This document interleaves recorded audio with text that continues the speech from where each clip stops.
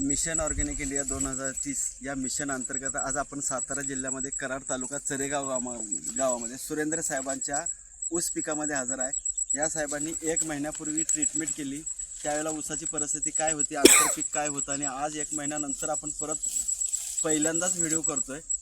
पूर्वीचा व्हिडिओसुद्धा आपल्याला बघायला मिळेल, फोटो बघायला मिळेल काय परिस्थिती होती। आपण सुरेंद्र साहेबांच्याकडून ऐकून घेणार आहे की काय परिस्थिती होती, काय बदल झाला, सगळं त्यांच्याकडून। सर तुमचं नाव जरा जोरात तिकडे सांगा। सुरेंद्र महादेव कांबळे, राहणार तरेगाव, तालुका कराड, जिल्हा सातारा। साहेब आता हे जे पीक आहे त्याचं वय बरोबर आज किती दिवस झालं? त्याला आता 34 दिवस झाले। 34 दिवस म्हणजे ट्रीटमेंटला 34 दिवस झाले आणि पीक किती झाले? 3 महिन्यात। 3 महिन्यात म्हणजे 34 दिवसापूर्वी आपली ट्रीटमेंट सुरुवात झाली। हा चालू। तुमचं पीक ज्या वेळेला 2 महिन्याचं होतं, मला वाटतं यात फोटो आहे का? आहे फोटो आहे, हा फोटो बघूया जरा। म्हणजे हे 2 महिन्यापूर्वीचा फोटो मला वाटतं व्हिडिओमध्ये दिसेल किंवा नंतर स्क्रीनवर सर्व शेतकरी बांधवांच्या माहितीसाठी सुद्धा दिसेल। मुलगा आहे त्याच्यामध्ये बाबा, म्हणजे एक वीत बरंच होतं। हा एक बोंडा सोडला होता। हा बोंडा सरासरी एक 2 फूट असेल। हा एक वीत मला वाटतं एक 2 वीत असेल हो साहेब, 2-3 वीत असेल जवळजवळ। आज आता तुमचे चिरंजीव त्या फोटोत आहेत। आता आपण त्यांना चिरंजीव साहेबांना उभा करून तुम्ही फोटो काढलाय 2 दिवसापूर्वी, फोटो।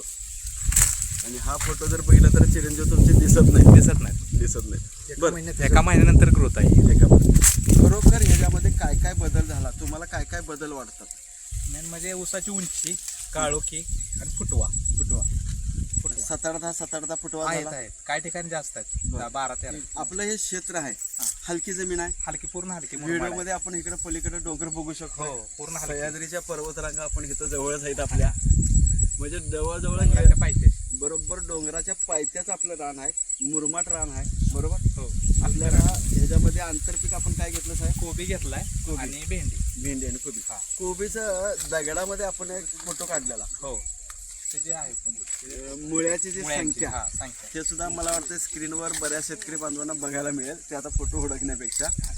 तर एवढा सगळा बदल झाला, ह्याच्यासाठी आत्तापर्यंत किती पोती लागवड टाकला?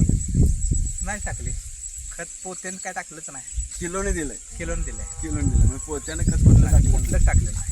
मला वाटते आपण ह्याला आता अळवणी केली, अग्रबुस्टर। हो, आळवणी केली, फवारणी केली। हा, एक आळवणीच झाली फवारणी, आणि ते कोबीला फवारणी केली, पण ऊसाला एक ऊसाला फक्त आळवणी झाली, कोबीला फवारणी झाली।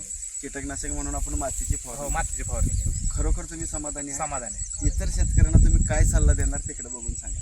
शेतकऱ्यांना एवढंच सांगू शकतो, कमी खर्चामध्ये आणि कमीत कमी रासायनिक खतामध्ये शेती पिकू शकते।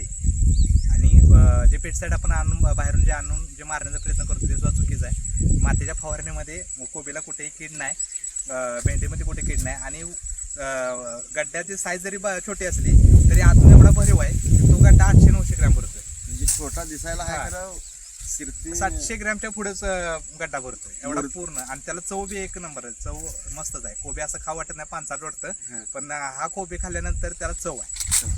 म्हणजे 100% सेंद्रिय झालं। आपण पेस्टिसाइड काहीच वापरलं नाही, कीटकनाशक काहीच वापरलं नाही। मूर्ती आहे लहान, कर कीर्ती तिची मान आहे। 900 ग्राम तर भरतंय, एवढा फायदा त्याचा आहे। माझाही शेतकरी बांधवांना हाच सल्ला आहे की तुम्ही उत्पादन खर्च कमी करा, उत्पादन वाढवा। ह्याच्यासाठीच आपली संस्था काम करते, पूर्ण महाराष्ट्र, कर्नाटक, पूर्ण भारतामध्ये। धन्यवाद।